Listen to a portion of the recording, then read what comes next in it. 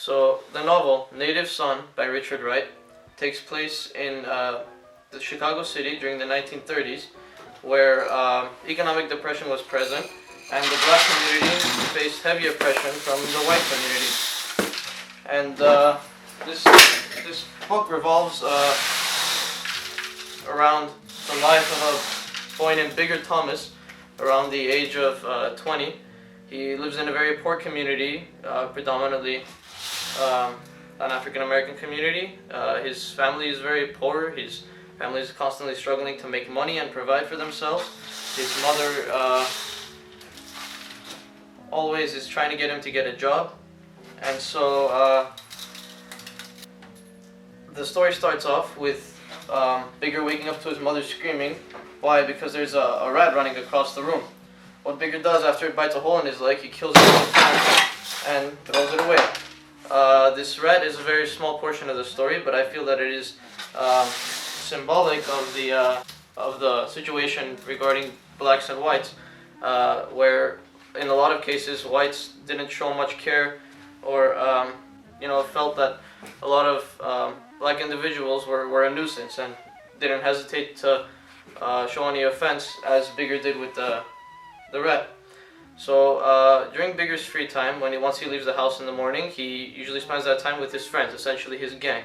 What happened is that Bigger was born in this community and grew into a society where almost a life of crime is expected of him.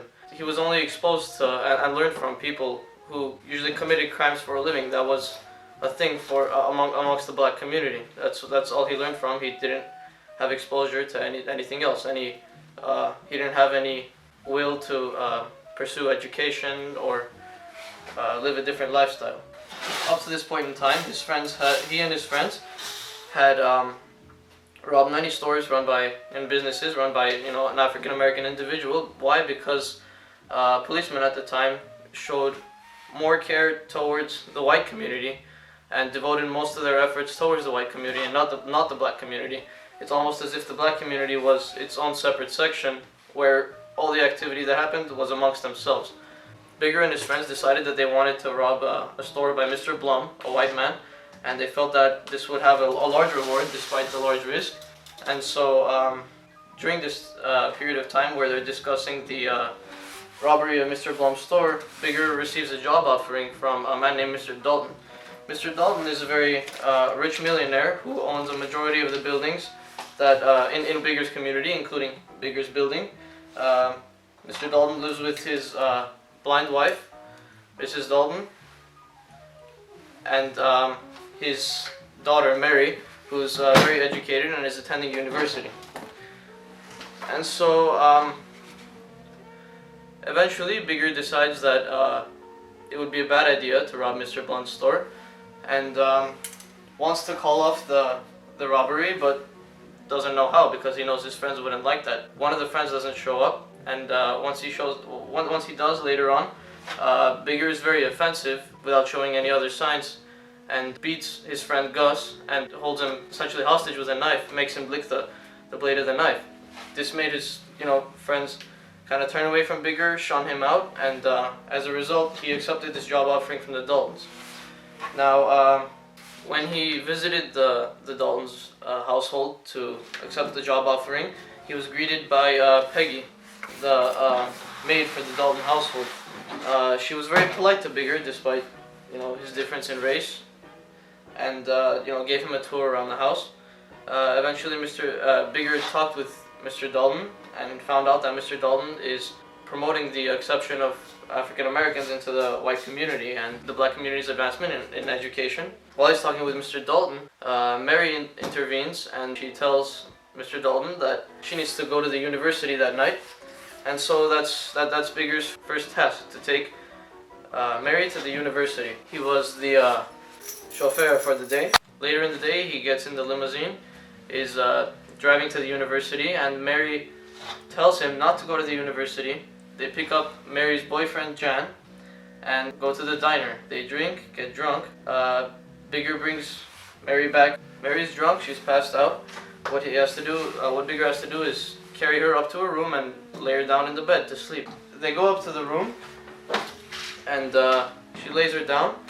and all of a sudden, spontaneously, he grows a feeling of lust towards Mary. And as he's making his move, Mrs. Dalton walks in, who, as I mentioned, is blind. Bigger starts to panic because he doesn't want her to know that he's here with her daughter alone in the bedroom. So his first reaction is to take a pillow and hold it over her head so she doesn't say anything, so Mrs. Dalton doesn't find out. So she's holding it while Mrs. Dalton is talking. She's accusing Mary of drinking. She smells it, and then as soon as she leaves, he removes the pillow and realizes that what did he do? He killed Mary. He suffocated her. So not knowing what to do, he has to cover the evidence. He takes her down to the living room and tries to burn her corpse.